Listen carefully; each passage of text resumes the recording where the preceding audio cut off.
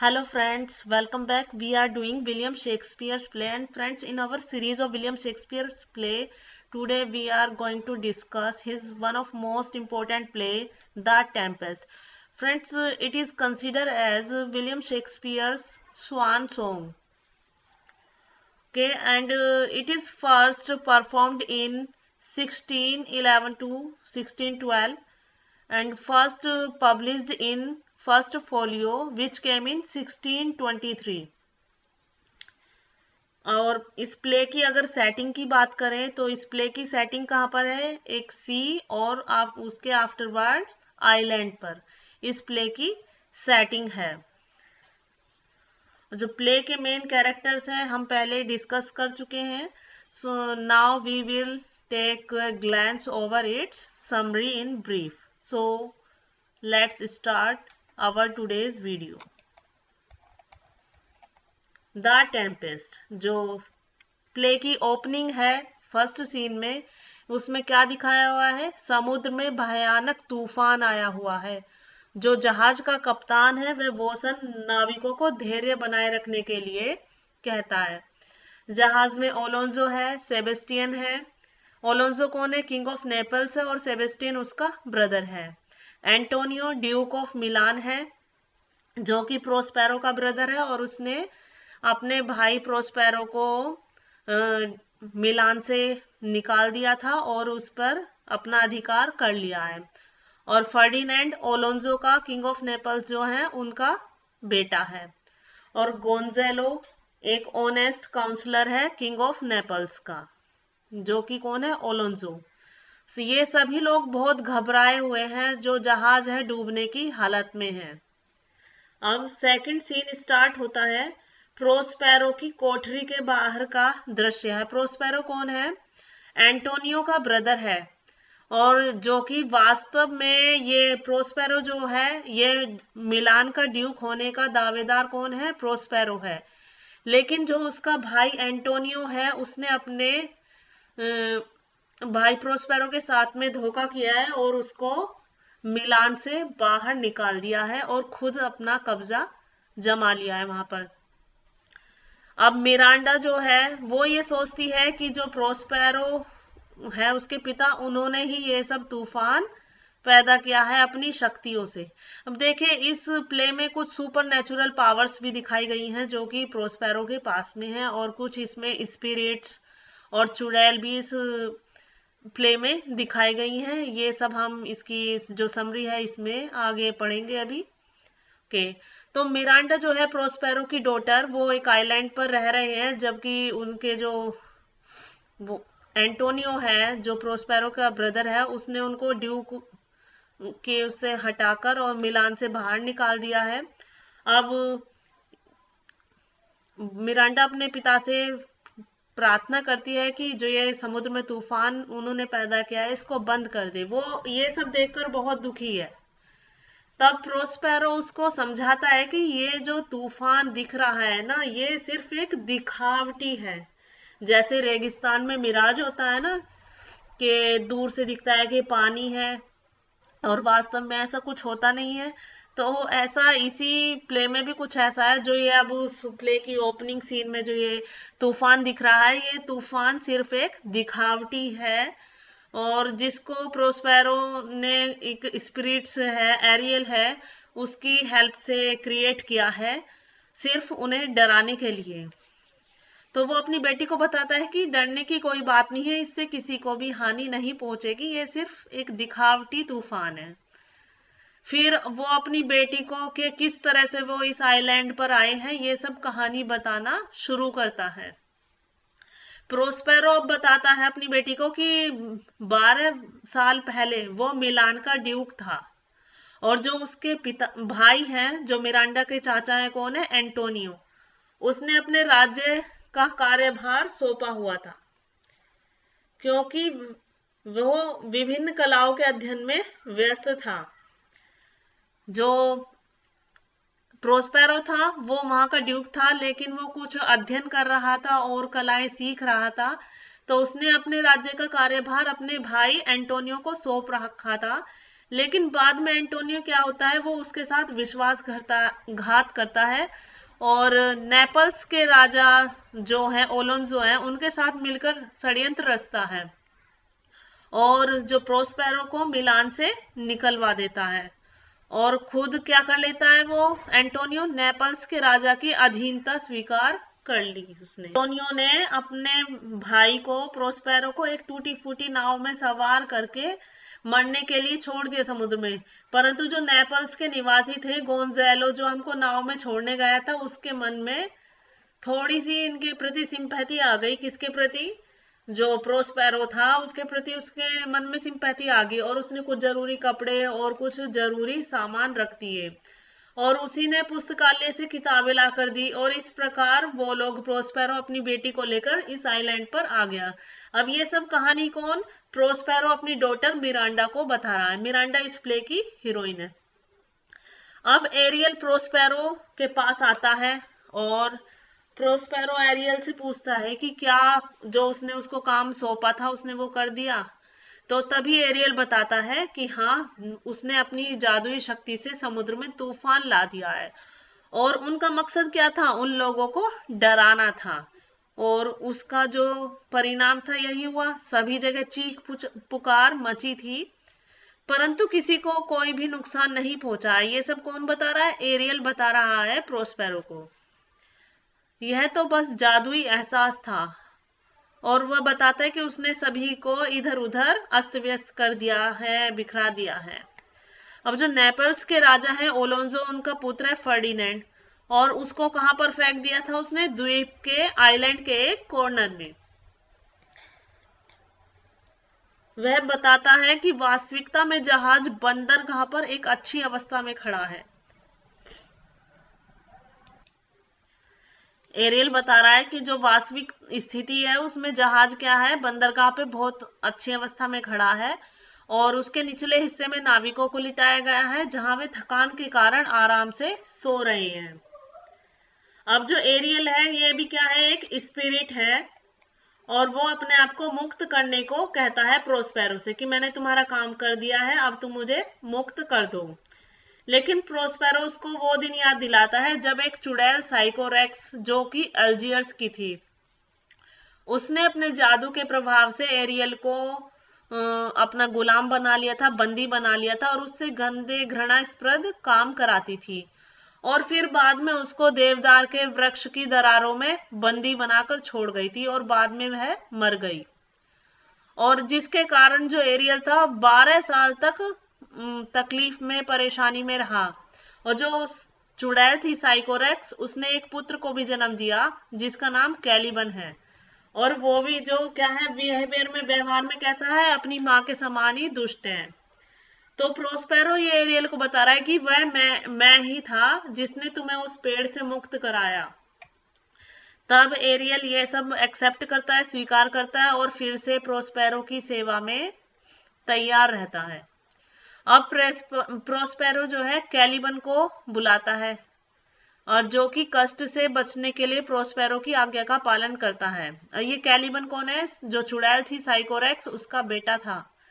अब ये प्रोस्पेरो की जो आज्ञा मानता है कि क्योंकि जो प्रोस्पेरो ने इसको अपना गुलाम बना रखा है और लेकिन ये जो कैलिबन है अब ये भी अपनी माँ के समान दुष्टी है व्यवहार में और ये क्या कहता है प्रोस्पेरो को कि तुमने मुझे भाषा सिखाई है, अब मैं इस भाषा में तुम्हें श्राप दे सकता हूँ।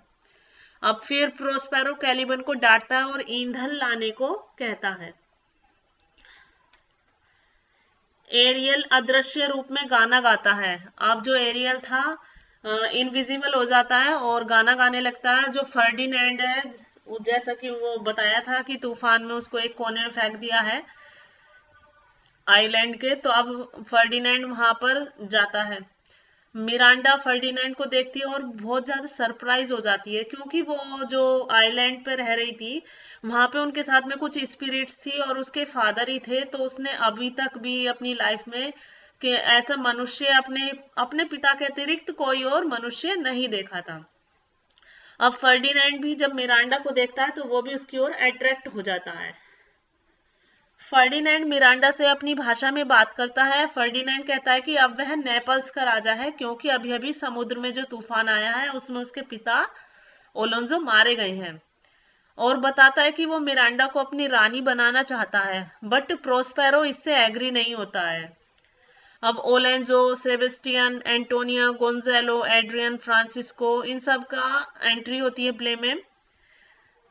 और ओलोंजो कहता है कि अच्छा होता यदि उसकी पुत्री जो है क्लेरी बेल का विवाह ट्यूनिस से नहीं होता, क्योंकि वहां से लौटने पर ही उसने अपने पुत्र को खोया है। अब देखिए, जो फर्डिनेंड है वो सोच रहा है कि उसका पिता मारा गया है इस तूफान में। अब इधर ओलोंजो है जो फर्डिनेंड का पिता है, वो ये सोच रहा है कि उसने अपने बेटे को खो दिया है, वो मर गया है। और वो अब इस चीज को अब शगुन से जोड़ रहा है कि जो उसकी पुत्री क्लेरीबेल है, अगर वो उसका विवाह ट्यूनिस से नहीं करता तो शायद उसने अपने पुत्र को नहीं खोया होता। और अपनी पुत्री को भी, क्योंकि वह इटली से इतनी दूर है, अब वह दोबारा उससे नहीं मिल पाएगा। फ्रांसिस्को कहता है कि फर्डिनेंड जिंदा भी हो सकता है, क्योंकि उसने फर्डिनेंड को समुद्र की लहरों से संघर्ष करते हुए देखा था। सेबेस्टियन इस सब के लिए राजा ओलेंजो को दोषी ठहराता है। जो सेबेस्टियन है उसका ओलोंजो का भाई, इस सब के लिए वो ओलोंजो को दोषी ठहराता है, क्योंकि उसने अपनी पुत्री का विवाह यूरोपियन राजकुमार से न करके एक अफ्रीकन राजा से कर दिया। ओलोंजो, सेबेस्टियन और एंटोनियो को छोड़कर सभी लोग सो जाते हैं। बाद में ओलोंजो भी सो जाता है। एंटोनियो सेबेस्टियन से कहता है कि फर्डिनेंड समुद्र में डूब गया है, और यदि वे दोनों मिलकर राजा की हत्या कर देते हैं। अब जो एंटोनियो और सेबेस्टियन है ये मिलकर क्या कर रहे हैं, षड्यंत्र रच रहे हैं। कह रहे हैं कि फर्डिनेंड तो समुद्र में डूब गया है, और अगर हम अब ये जो किंग ऑफ नेपल्स है ओलोंसो, इसकी भी हत्या कर दें तो जो सेबेस्टियन है ओलोंसो का ब्रदर, वो ओलोंसो का जो भाई है, उसको ये लालच देता है कि तुम्हें नेपल्स का राजा बनाया जाएगा। अब एरियल फिर से वहां पे इनविजिबल अवस्था में ये सब बातें सुन रहा होता है, और तब वो गोंजेलो के कान में कहता है कि यदि तुम अपनी जिंदगी की परवाह करते हो तो जागो। तो तभी जो एरियल था वो तो इनविजिबल है, स्पिरिट है वो एक, और तो वो गोंजेलो को, जो कि किंग ऑफ नेपल्स है ओलोंसो, उसका क्या है, एक ऑनेस्ट काउंसलर है, वो गोंजेलो को जगा देता है कि अगर तुम्हें अपनी जिंदगी की परवाह है तो जाग जाओ। सेबेस्टियन और एंटोनियो दोनों अपनी तलवारें खींचते हैं, तभी गोंजेलो उठ जाता है और चिल्लाता है कि राजा की रक्षा करो। ओलोंजो उठता है और दोनों से पूछता है कि उन्होंने अपनी तलवारें क्यों उठा रखी हैं। वे कहते हैं कि उन्होंने शेरों की दहाड़ सुनी है, इसलिए उन्होंने राजा की रक्षा के लिए तलवारें निकाली हैं। और दूसरी ओर क्या दिखाई दे रहा है कि कैलिबन जो है लकड़ी को उठाकर ले जाता हुआ दिखाई देता है। वो इस कार्य के लिए प्रोस्पेरो को कोसता है। अब वो प्रोस्पेरो को कोसता हो जाता है क्योंकि प्रोस्पेरो ने ही उसको ईंधन लाने के लिए भेजा था। अब ट्रिंकुलो का प्रवेश होता है। अब क्या सीन है, मौसम बहुत खराब है, तूफान अभी भी चल रहा है, और जो ट्रिंकुलो है वो कहाँ छुप जाता है, कैलिबन के कपड़ों में। स्टीफनो अपने हाथ में बोतल लिए हुए प्रवेश करता है। स्टीफनो कैलिबन को देखता है और कहता है कि उसने ऐसा विचित्र प्राणी पहले कभी नहीं देखा जिसकी 4 टांगे हैं। ट्रिंकुलो उसके कपड़ों से बाहर निकलता है और स्टीफनो से मिलता है। स्टीफनो कहता है कि उसके पास शराब का भंडार है जो उसने समुद्र तट पर एक चट्टान में रखा है। कैलिबन कहता है कि वो उसका सेवक बनना चाहता है, वह इस आइलैंड पर प्रत्येक कार्य में मदद करेगा। अब वह प्रोस्पेरो का सेवक नहीं रहेगा। प्रोस्पेरो की कोठी के सामने लकड़ी का लट्ठा लिए फर्डिनेंड का प्रवेश। फर्डिनेंड लकड़ी को काटते हुए फर्डिनेंड लकड़ी को काटते हुए अपने आप से कहता है कि वह मिरांडा के लिए छोटे से छोटा कार्य करने के लिए भी तैयार है। तभी वहां पे मिरांडा आ जाती है और उसे देखकर बहुत दुखी होती है, क्योंकि उसे अपने पिता जो है प्रोस्पेरो जो है, उन्होंने फर्डिनेंड को लकड़ी के लट्ठे उठाने का कार्य दिया है। वह लट्ठे उठाने में फर्डिनेंड की मदद करना चाहती है, परंतु फर्डिनेंड उसकी मदद लेने से मना कर देता है। वह उसे अपना नाम बताती है। वह कहती है कि वह उसके सिवा किसी भी अन्य पुरुष को कल्पना में भी नहीं सोचेगी। वे एक दूसरे के प्यार को स्वीकार करते हैं। अब कैलिबन, स्टीफनो और ट्रिंकुलो का प्रवेश होता है। कैलिबन उनको बताता है कि इस द्वीप पर, इस आइलैंड पर एक क्रूर जादूगर है जिसने अपनी शक्ति से मुझे अपना सेवक बनाया है, और वह कहता है कि वह उन्हें प्रोस्पेरो तक ले जाएगा और तुम उसको मारकर इस आइलैंड के राजा बन जाओगे। वह उसको बताता है कि प्रोस्पेरो दोपहर में सोता है, पहले तुम उसकी जादुई किताबों को काबू में करना, फिर उसको मार सकते हो।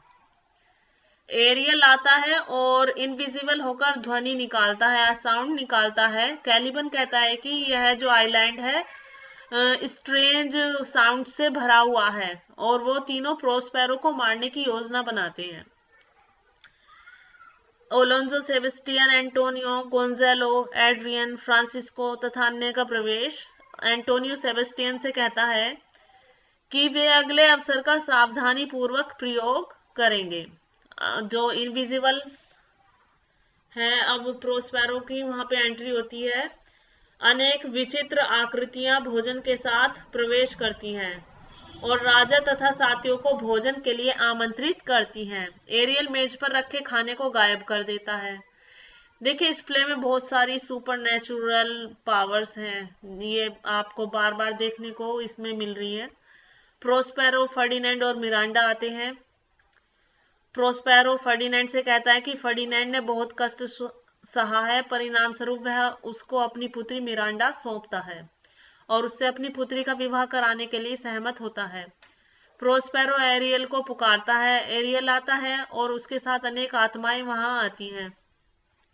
प्रोस्पेरो और एरियल क्या है? इनविजिबल हैं। अब कैलिबन, स्टीफनो व ट्रिंकुलो एंट्री करते हैं और प्रोस्पेरो की गुफा के पास जाते हैं, और ये तीनों क्या कर रहे थे? प्रोस्पेरो को मारने की योजना बनाते हैं। परंतु जो प्रोस्पेरो है, अपनी जो उसके पास सुपरनेचुरल वो जादुई शक्तियां जो हैं, मैजिकल पावर्स, उनसे उसको खदेड़ देता है, उन तीनों को वहां से भगा देता है। प्रोस्पेरो का अपने जादुई तथा एरियल के साथ अब एंट्री होती है। प्रोस्पेरो एरियल से सभी को लाने को कहता है। ओलेंजो, गोंजालो, सेबेस्टियन, एंटोनियो, एड्रियन और फ्रांसिस्को वहां जाते हैं, और प्रोस्पेरो ने एक गोल घेरा बनाया हुआ है और उसमें वो सब खड़े हो जाते हैं। प्रोस्पेरो कहता है कि वे सब उसके जादू के कारण ही परेशान हैं। उसी ने समुद्र में तूफान पैदा करके तुम्हें इस अवस्था में पहुंचाया है। वह कहता है, गोंजालो, तुम महान व्यक्ति हो, तुमने मेरी बहुत सहायता की थी, तुम पुरस्कार के योग्य हो।